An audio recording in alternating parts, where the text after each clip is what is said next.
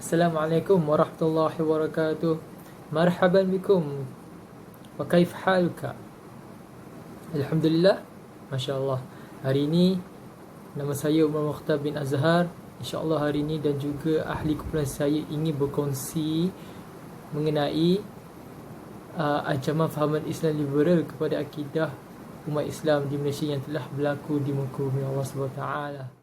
Ancaman fahaman Islam liberal kepada akidah umat Islam di Malaysia telah berlaku sejak dahulu lagi, tetapi ia mula merebak dengan luas di kalangan masyarakat zaman sekarang. Ini akan merosakkan atau mengancam keharmonian dan kesucian Islam pada zaman kini.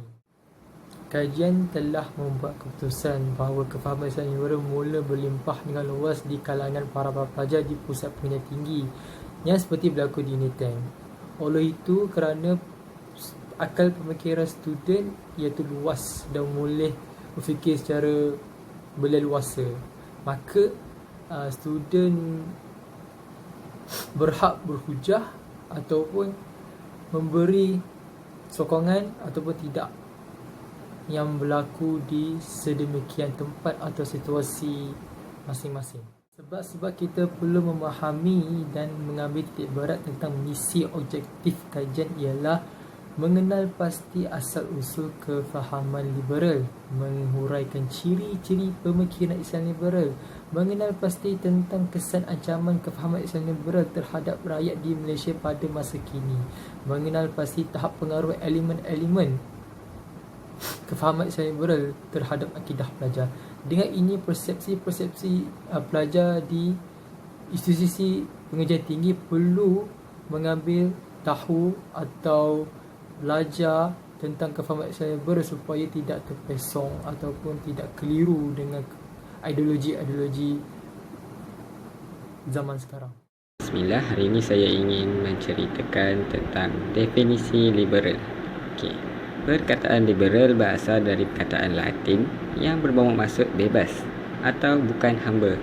Perkataan liberal banyak dikaitkan dengan perkataan Inggeris liberty dan konsep kebebasan. Liberalisme ialah falsafah yang meletakkan kebebasan individu sebagai perkara yang paling utama menurut nilai politik. Seorang yang menerima fahaman liberalisme dipanggil seorang liberal.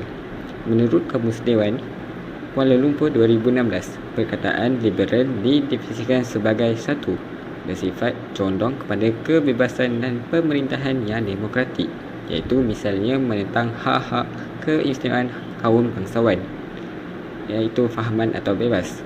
Yang kedua, bersifat atau berpandangan bebas, berpandangan terbuka, iaitu tidak terkongkong pada suatu aliran pemikiran dan sebagainya. Okey. Liberalisme pula merujuk fahaman atau penilaian yang mahu demokrasi serta kebebasan dalam kegiatan ekonomi. Assalamualaikum dan salam sejahtera. Nama saya Muhammad Aiman bin Hashim Al-Asyari. Saya akan mengenal pasti tentang kesan ancaman fahaman Islam liberal terhadap rakyat Islam di Malaysia pada masa kini. Fenomena Islam liberal di Malaysia pada masa kini menunjukkan penyebaran pemikiran ini telah meluas kepada umat Islam walaupun fatwa pengharamannya telah dikeluarkan. Golongan liberal juga dilihat semakin berani mengeluarkan kenyataan bertentangan dengan agama Islam secara terang-terangan, terutamanya melalui saluran media internet. Maka jika pelonggaran pemikiran liberal ini tidak ditangani segera, tidak mustahil ia akan terus berkembang pesat di Malaysia sebagaimana yang berlaku di beberapa negara Islam yang lain. Oleh itu, pihak kerajaan melalui pihak berkuasa agama perlu bertindak tegas secara lebih agresif dan sistematik dalam mendepani ancaman liberal ini. Saya akan memberikan 3 kesan ancaman atau agenda atau strategi utama golongan liberal di Malaysia. Yang pertama, golongan liberal berusaha menghapuskan kedaulatan agama Islam dalam pengelombagaan persekutuan sama ada secara langsung atau tidak langsung, iaitu dengan menafikan kedudukan agama Islam di Malaysia sebagai agama persekutuan Malaysia. Yang kedua, golongan liberal berusaha menghapuskan mahkamah syariah dan undang-undang syariah dengan dakwaan bahawa undang-undang syariah adalah bertentangan dengan perlembagaan persekutuan atau dengan dakwaan lain seperti undang-undang syariah tidak adil. Bahkan mereka juga memperkecilkan peranan dan kedudukan mahkamah syariah, antaranya dengan membantah perluasan bidang kuasa serta mencabar keputusan yang dikeluarkan oleh mahkamah syariah di mahkamah sivil. Dan untuk poin yang terakhir, golongan liberal berusaha memperjuangkan kebebasan berfikir dan bersuara secara mutlak, terutamanya melalui hak asasi manusia seperti isu seks bebas atau dikenali LGBTQ dan kesemerataan gender atau feminis. Walaupun berlaku percanggahan dengan ajaran Islam, oleh itu mereka sedaya upaya menyatakan bahawa kedudukan kebebasan dan hak asasi manusia dalam perlembagaan persekutuan adalah lebih tinggi atau lebih utama berbanding agama Islam. Maka sebarang perkara yang dilihat bertentangan dengan tuntutan liberal dianggap sebagai menolak hak asasi manusia. Sekian, terima kasih. Assalamualaikum warahmatullahi wabarakatuh dan salam sejahtera diucapkan kepada Ustaz Rosli. Nama saya Tajul Klinik bin Tajul Arifin. Student ID saya ialah HR010778. Jadi hari ini saya ingin membincangkan tentang tahap pengaruh elemen Islam liberal terhadap akidah pelajar. Pada tahun 1989, Abdul Halim Madiyah telah menyatakan tentang kebimbangan terhadap kegagalan memahami hakikat Islam yang telah menyebabkan lahirnya pemikiran-pemikiran yang menodai dan mencermakan kemurnian pemikiran Islam. Justru ianya jelas membuktikan bahawa ancaman Islam liberal adalah bertitik tolak daripada kegagalan memahami hakikat Islam yang sebenar. Agama Islam juga sememangnya membenarkan penganutnya menggunakan potensi akal. Sekiranya mereka bertuhankan akal, maka pasti mudarat yang besar akan berlaku kepada manusia. Seterusnya, pelbagai usaha yang telah dilakukan untuk memisahkan Islam daripada kehidupan bertujuan untuk menjadikan Islam sebagai satu teori keagamaan tanpa pelaksanaan secara menyeluruh. Hal ini juga disokong oleh Ramli Awang yang berpendapat bahawa terdapat umat Islam yang ingin menjadikan agama ini sebagai satu ibadah tanpa akhlak ataupun memilih akhlak tanpa ibadah. Selain itu, terdapat beberapa golongan yang mahu Islam sebagai akidah, ibadah dan akhlak, tetapi mereka tidak mahu Islam dijadikan dasar perundangan atau peraturan hidup khususnya dalam sistem pemerintahan. Sekularisme dan pluralisme merupakan elemen Islam liberal yang telah berjaya menggugat akidah pelajar Islam di Malaysia. Hakikatnya, Islam tidak pernah membezakan antara peraturan sosial, politik dan ekonomi dengan agama, bahkan ianya saling berhubungan. Namun agama Islam dianggap sebagai satu perkara yang bersifat sampingan dan bukan perkara asas yang menjadi panduan dan segenap aspek kehidupan seseorang. Hal ini dirumitkan lagi dengan anggapan bahawa Islam bukan satu-satunya agama yang benar, bahkan hanya sebuah agama inklusif, iaitu agama terbuka, tertutup dan menerima agama lain. Akibatnya, umat Islam telah menjadi buta, seterusnya gagal melihat agama Islam sebagai paksi kepada bidang yang lain. Seterusnya, berita di dada-dada akhbar mengenai permasalahan akidah yang membawa kepada gejala murtad sewajarnya menggurunkan kita.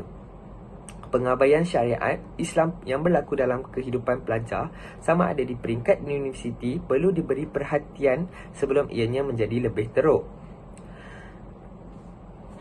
Jika masalah akidah masih dipandang ringan dan tidak ditangani dengan tegas, maka sudah tentu kefahaman umat Islam kini kian terhakis dari semasa ke semasa. Dan akhirnya ramai untuk memilih untuk keluar daripada landasan agama Islam. Oleh yang demikian, pengajian akidah memerlukan suatu orientasi baru dari segi pendekatan.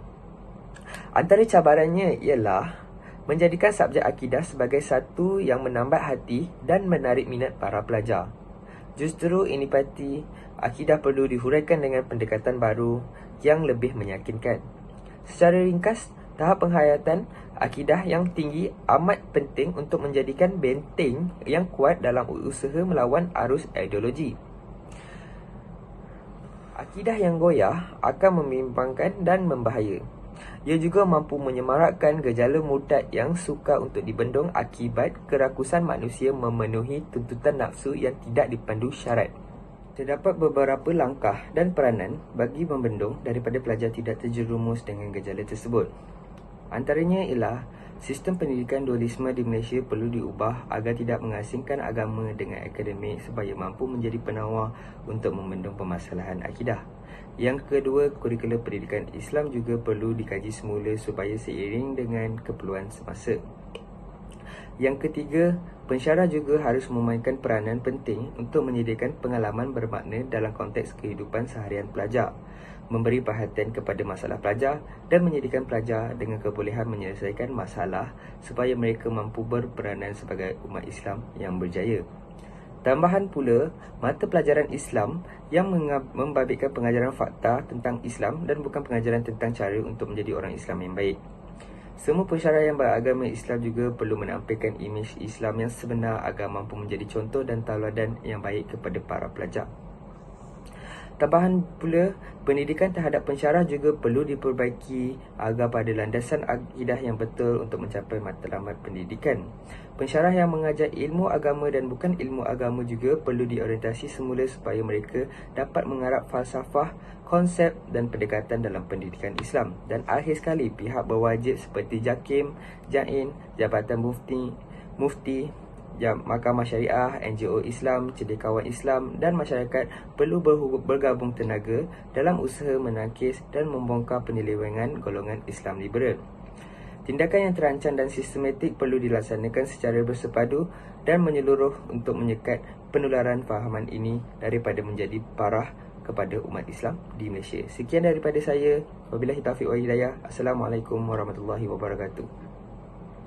Alhamdulillah, kita dah sampai ke muncak. Kesimpulannya, seperti dilihat oleh penyelidikan tersebut, bahawa ancaman pemikiran aliran Islam liberal perlu diambil perhatian oleh semua pihak kerana untuk memastikan kelangsungan ajaran Islam yang sebenar tidak dikelirukan. Ini membentangkan terhadap persepsi pelajar Islam di Britain terhadap kefahaman Islam liberal dalam pelbagai isu yang difokuskan seperti isu kebebasan beragama, isu aurat, mempertahankan hak asasi dan sebagainya. Oleh itu, kita perlu mempertahankan keimanan kita supaya tidak terpesong dengan kefahaman Islam liberal. Contoh kefahaman Islam liberal yang kita perlu dielakkan ialah kefahaman liberalism, pluralism, orientalism, humanism dan sebagainya. Jadi kita sebagai umat Islam harus menjalankan tanggungjawab sebagai Muslim yang hakiki, perlu menjadi sebagai umat Islam yang berarif dan berilmu untuk menjadi benteng akidah umat Islam umumnya. Alhamdulillah, itu sahaja daripada saya. Wabillahi taufiq wal hidayah. Wassalamualaikum warahmatullahi wabarakatuh.